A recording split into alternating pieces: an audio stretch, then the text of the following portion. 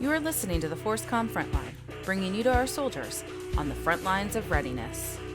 Welcome to the ForceCom Frontline. I'm Dean, and I'm your host. Today, joining me to answer some questions about the Army Combat Fitness Test is Brigadier General John D. Kline, the Commanding General for the U.S. Army Center for Initial Military Training.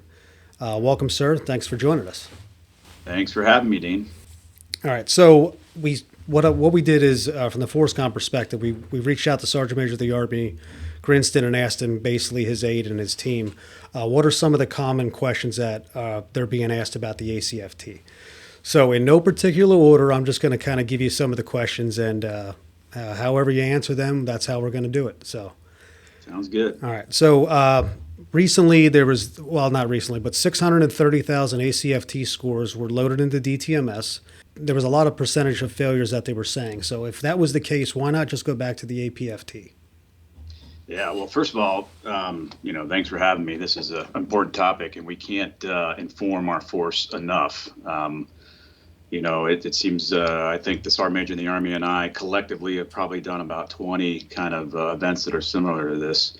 But it's just so important that we continue to push the message. So there's absolute 100% clarity across the force, not only on what the test is, but how we got here. So to your question, what's interesting is that, we had about 630,000 scores in which we could pull data. The reality is we had well over 1 million scores, but when you look at duplications and things like that, you had about 630,000 that were independent scores. And you're right, there was a fairly high percentage of some that were failing in there, and there's for a variety of reasons. One might argue is because we had a neutral standard. Others would argue is because we had a test that wasn't really holding anybody accountable. It was still diagnostic, and there were several out there. To be quite honest, we're hoping that this would never become a test. I mean, if I'm completely candid. So there's a variety of factors that are out there, but the answer is we pushed on with the ACFT and to get past a 39-year-old test that was only measuring muscular endurance. And so what's awesome about the Army Combat Fitness Test is it gets after all 10 components of physical fitness. So muscular endurance, muscular strength, agility, power, speed, it's all components, flexibility. And that's what we think we needed for the future. If we're trying to make our soldiers as physically fit as possible, we needed a test that would almost force the force out there to work out in a way that was much more holistic rather than something that was, be quite frank, many of us could get up on any given day and do, 2 minutes of push-ups, 2 minutes of sit-ups and go for a run, and we were going to score fairly high on it. So I'm super excited we have this test, and I think it's going to make a big difference across the force. I'll talk about holistic health and fitness in a little bit, but so that's really good. I like that. It has been almost 40 years, so it's kind of one of those. It was time, I think, to get to it and move on a little bit. We adapt our equipment, we adapt our bodies, so I think it was time to move on as well. So one of the other questions that was about MOSs. So they were talking about initially about certain MOSs don't require a certain score or this or that, but if it's an Army Combat Fitness Test, so if I was admin or logistics or something like that, it never goes out to the field, why do I need to take a combat test? I love this question. I love this question. Name an MOS that doesn't go to combat, we used to have, let's see, when you broke down the branches, right, you had combat arms, you used to have, combat support, combat service support. What's the common word in all of those? It's combat. We wear combat boots. We wear an Army combat uniform. We have combat helmets. That's what we do. It's our business. We go to combat. And if you're joining the Army and you think that you're not going to have a contribution in combat, I just can't help but chuckle. The other thing is, look, America's population. America expects their Army to be ready to fight our nation's wars at home and abroad. And if I were to go out, you name your state, we'll go out to Oklahoma or something like that. And I go out to some farm out there or something like that. And I say, hey, what do you expect of your soldiers? I mean, do you expect them to be physically fit and ready to go fight for our freedom? Or are you concerned about, hurting some feelings or, I'm being blunt here, but we need our soldiers to be able to fight the away game. And those aren't my words. We've heard those words before. That's from our Chief of Staff of the Army. We need our soldiers to be able to fight the away game. We've got to be able to fight overseas. We've got to be ready to go when our nation calls on us.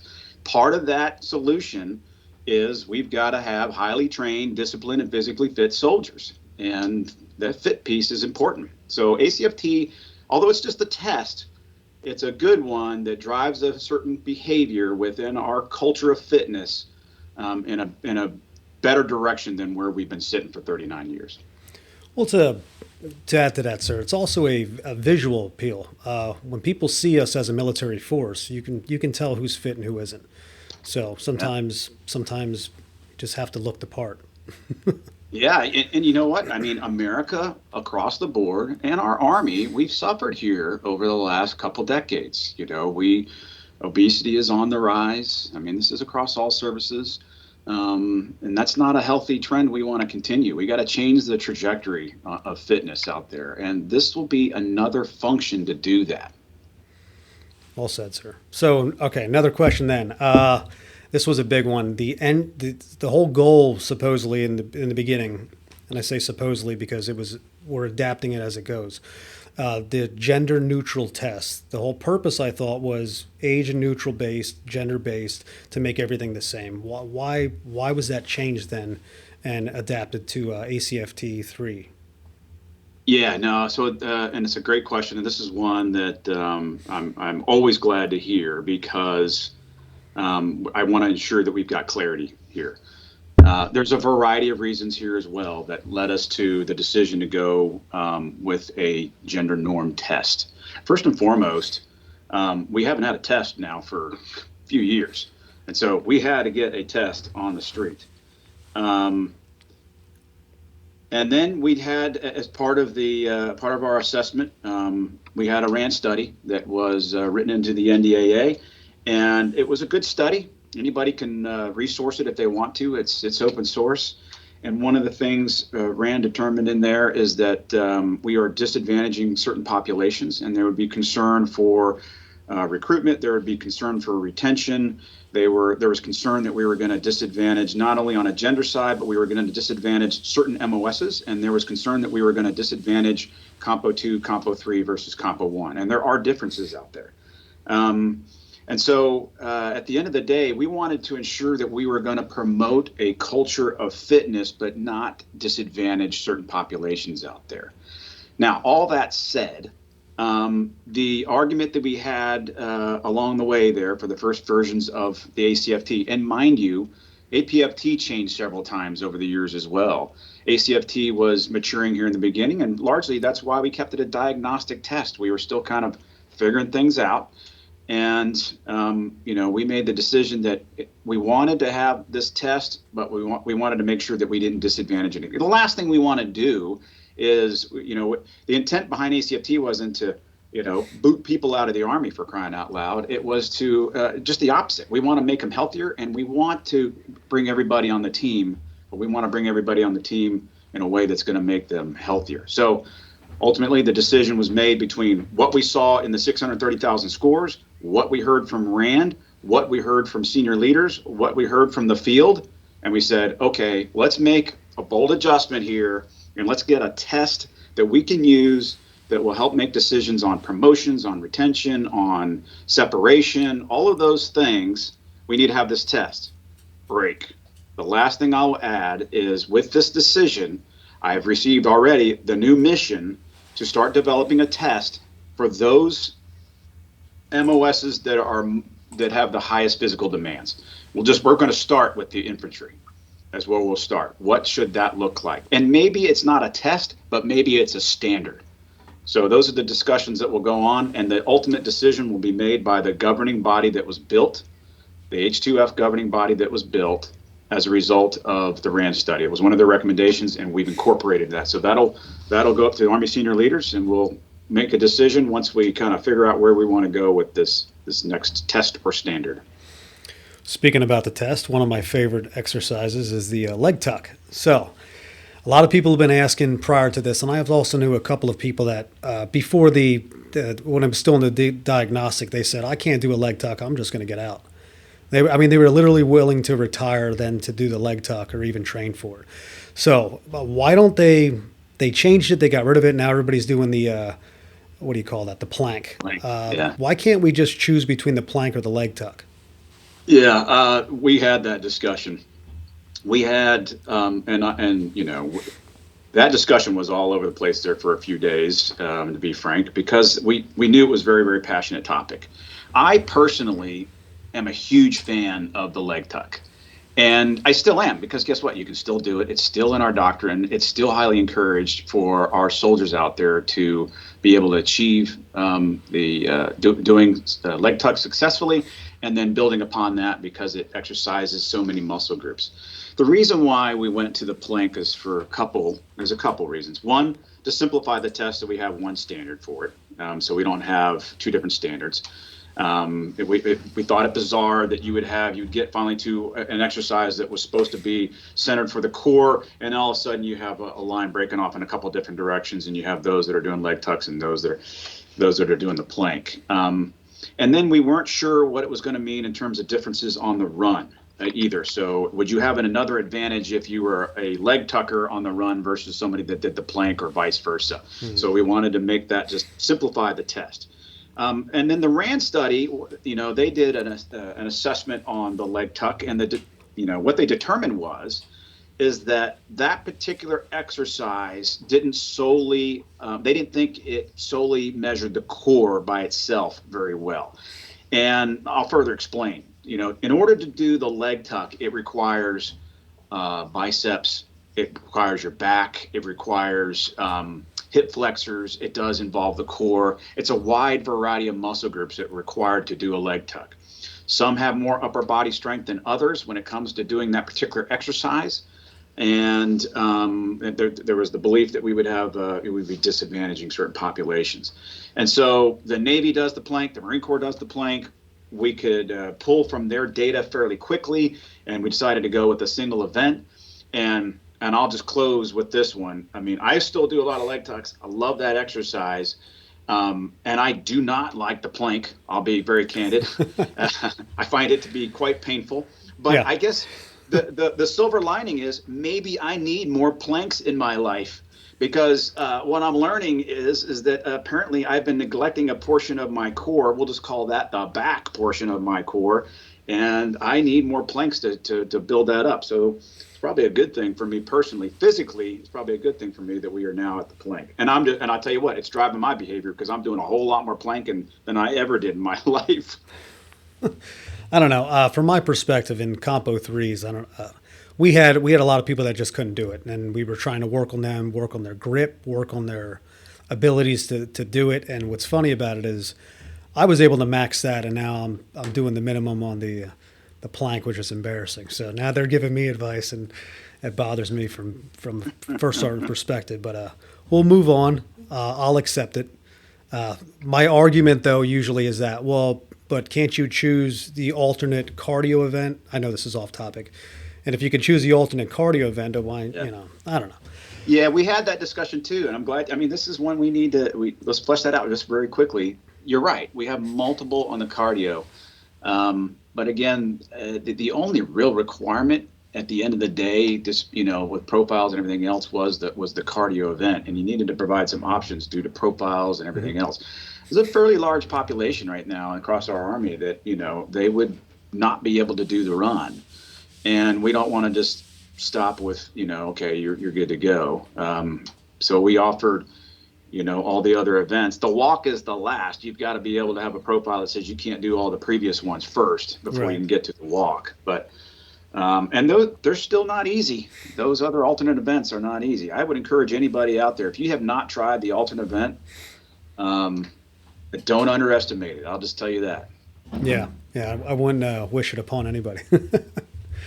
Okay, so this was another one from the field from Sergeant Major's, a lot of his top questions. I'm not sure if you can answer this or not, sir, but how does scoring affect promotion points and requirements for NCOES? Yeah, and admittedly, that's the policy piece has been more left up to the folks up in DMPM, and the Sergeant Major of the Army has been kind of our voice in there. So, Yeah, I mean, so scoring is going to have an impact on that. Of course, we've got to go through a period here of just getting through the introduction to the ACFT. So we're going to have a period here where, you're allowed to use your APFT, and if you're on a temp profile and you can't take an ACFT, you're allowed to use your APFT or whatever your last one was and take the score and multiply it times 2 to give you a score that would be commensurate to the possible score that you could achieve with an ACFT. But yeah, so to answer your question, it does have an impact. Certainly, it has an impact. You'll notice the policies are very much like they were for APFT. I mean, there's not much of a change there really at all, and that was intentional. It's just funny that we haven't had a test now for so many years that we're forgetting what we had. I mean, that's no joke. Yeah, I've had a lot of my soldiers are complaining like, well, why do we have to bother taking the test? It's like, okay, just stop talking to me. Those are your questions. That's right, because highly trained, disciplined, fit soldiers. It's like, come on, soldier up. Look right here, U.S. Army. Yeah. Wait till you're finished getting your bonus before you start complaining. That's right. All right, so I mentioned about the holistic fitness, and I'd be remiss if I didn't ask you about this. So readiness through holistic health and fitness, the H2F program. So can you explain what this means for new recruits and why the Army is committing resources to H2F? Yeah. All right. H2F. In fact, we just finished a 2-day H2F Industries Days here in Fort Eustis. And what a great turnout of professionals that came to speak, and Army senior leaders that come to speak, and lots of members of industry out there. But if I were to explain the importance of H2F to a young recruit that comes in, and oh, by the way, we do this because in the business I'm in with basic training, we do a lot of this. And we put it in all levels of professional military education and NCOES as well, because it is that important. But to the young, let's say, high school student that just graduated, he's coming into the Army, and he's hearing, what is this H2F thing? And I would relay to them, I would say, hey, imagine your favorite college or professional sports team.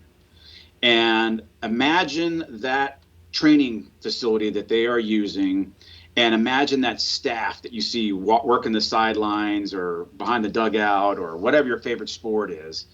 And what you will find is a team of specialists that are focused on those players to make the best even better. That's the analogy or the picture I would paint for them. And that's what we're trying to replicate within the regular Army right now. And there are lots of discussions on how that is expanding and what that looks like in Compo 2 and Compo 3. But, the ultimate vision is that we have a brigade that has a H2F team, and it falls underneath that unity of effort, unity of command. That brigade owns that H2F team.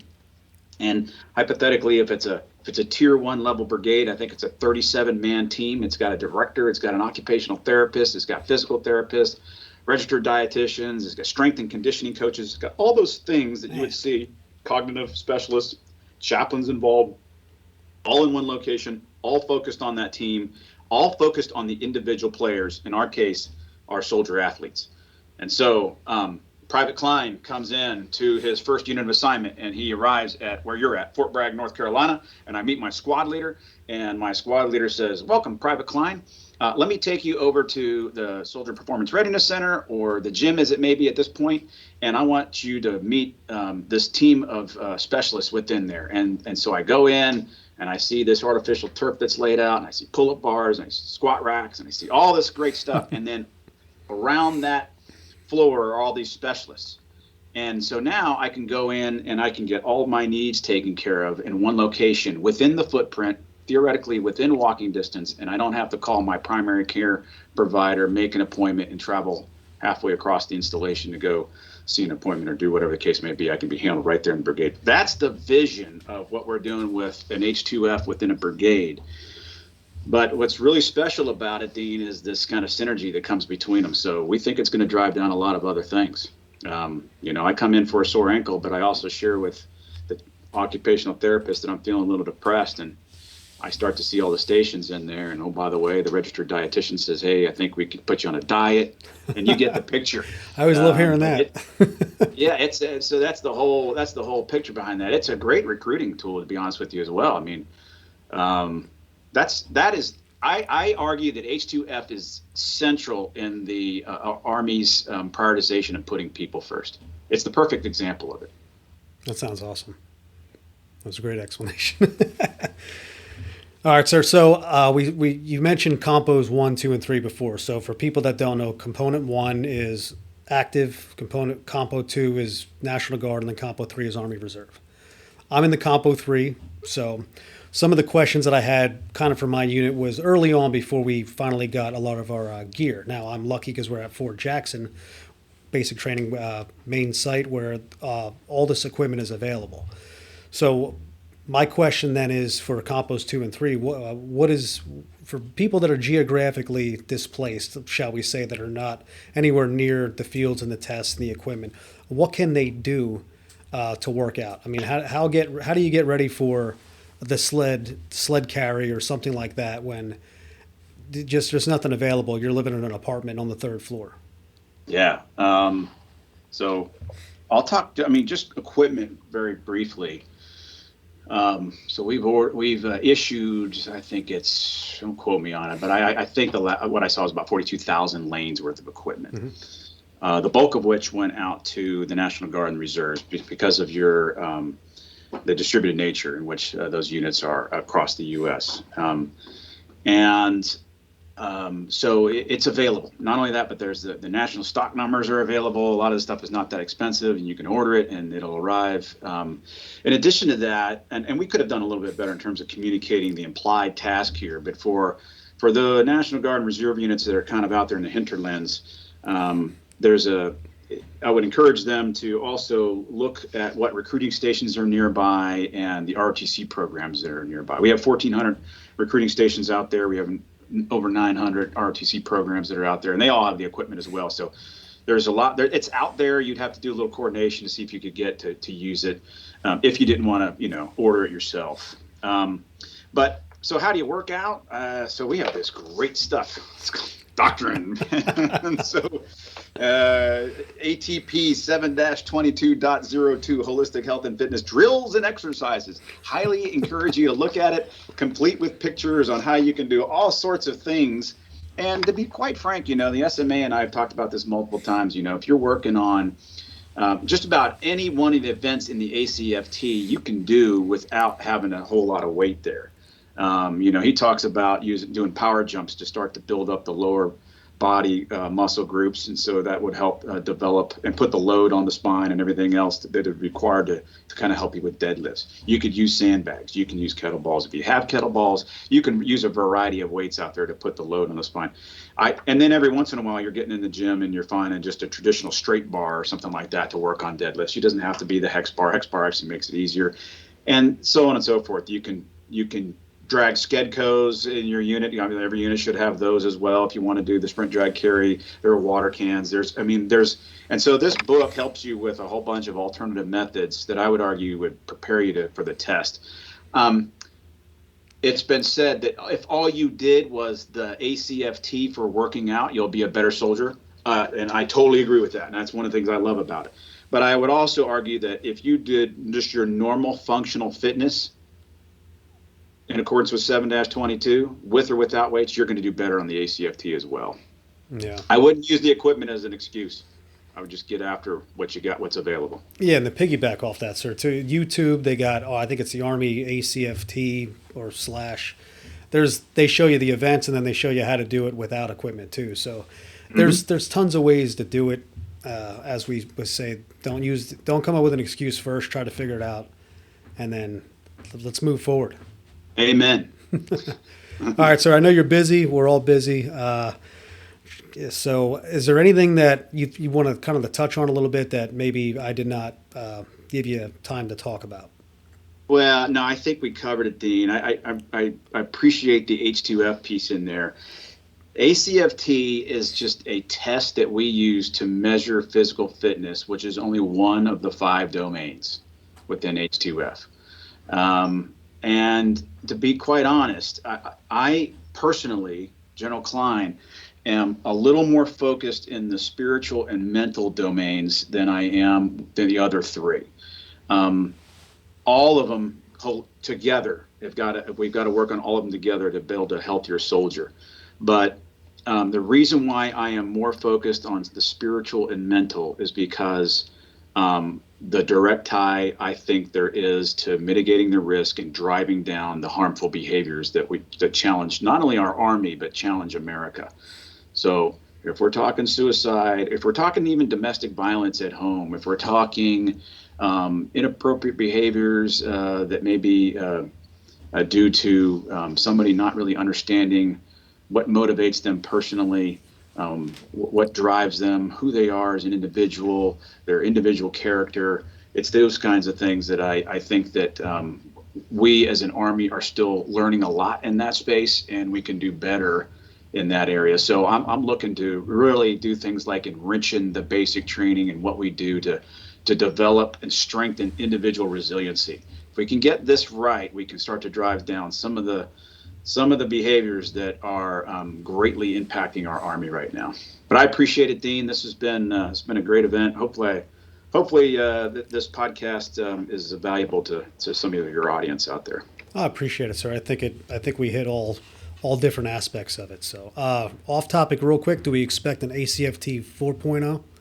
No. We are done enumerating this test. It is just the ACFT right now.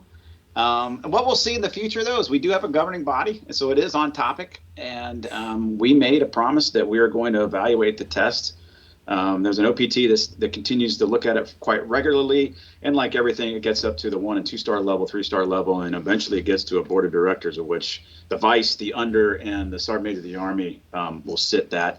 And we'll do things like make decisions on whether or not we need to tweak scoring, we need to do whatever the case may be. So we'll get feedback from the force when we make those decisions as well. And but we won't call whatever we do, it won't be 4.0. It'll be as of whatever date. There you go. All right, sir. I appreciate you taking the time joining me today. I know you got stuff to do, so do I. Hopefully you can enjoy your lunch. Thanks, Dean. Appreciate it. All right, thanks.